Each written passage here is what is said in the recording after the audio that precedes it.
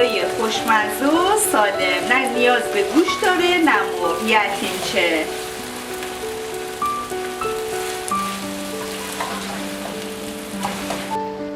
اینجا به 3 تا بادمجون نیاز داریم. سر بادمجونا رو میگیریم. حالا بادمجونا رو با پوست خوردشون میکنیم.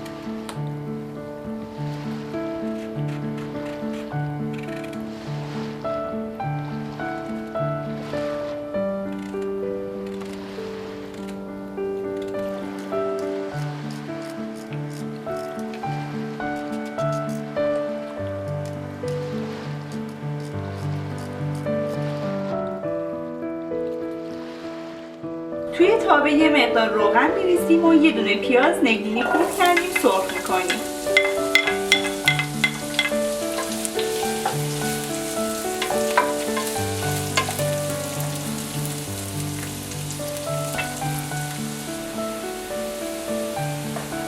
پیاز که یه مقدار سبک شد، یه قاشق نمک،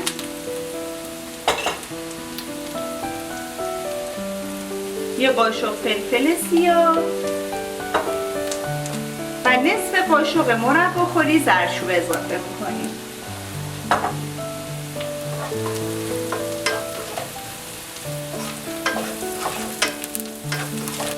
بادمجونا رو اضافه میکنیم.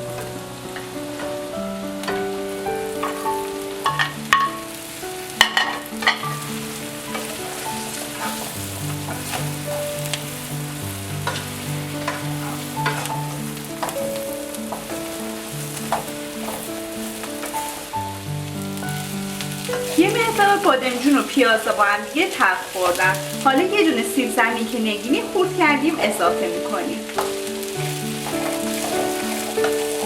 دوباره یه تب میدیم.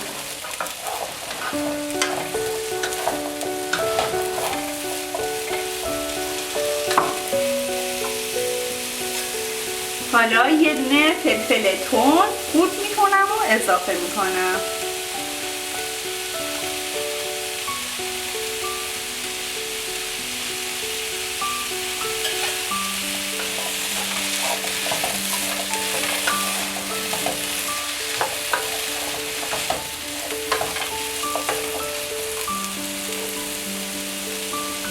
گوجه که رنده کردیم اضافه میکنیم.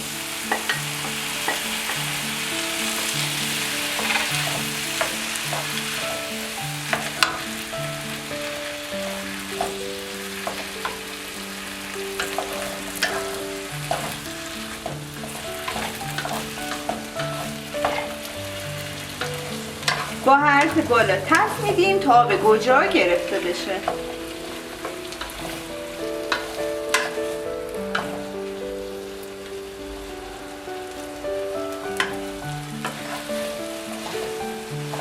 یه مقدار که آب گوجه گرفته شد، نصف قاشق غذاخوری رب می‌ریزیم.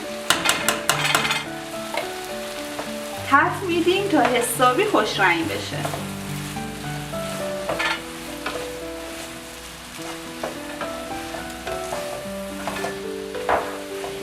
حالا یه مقدار نعنای خشک،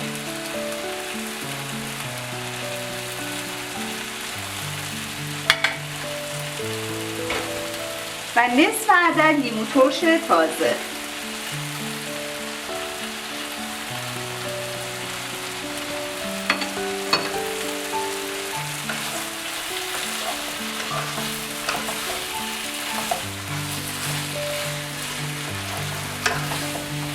این غذا به قدری خوشمزه است که پیشنهاد میکنم حتما درست کنید.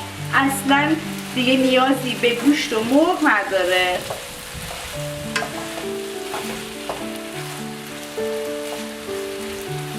بعد که حسابی رو به گوجه‌مون سرخ شد، نصف لیوان آب اضافه میکنیم.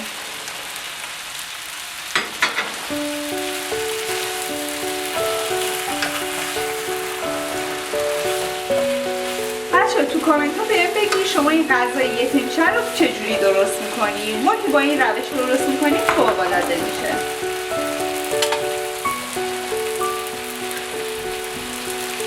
حالا با حرارت پایین اجازه میدم 40 دقیقه بمونه تا حسابی جا بیفته.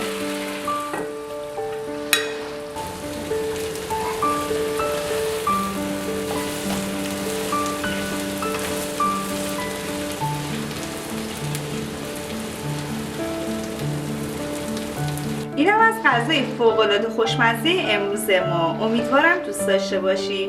ممنون میشم که از من حمایت کنی. لایک و کامنت یادتون نره. تا یه ویدیوی دیگه، خدا نگهدار.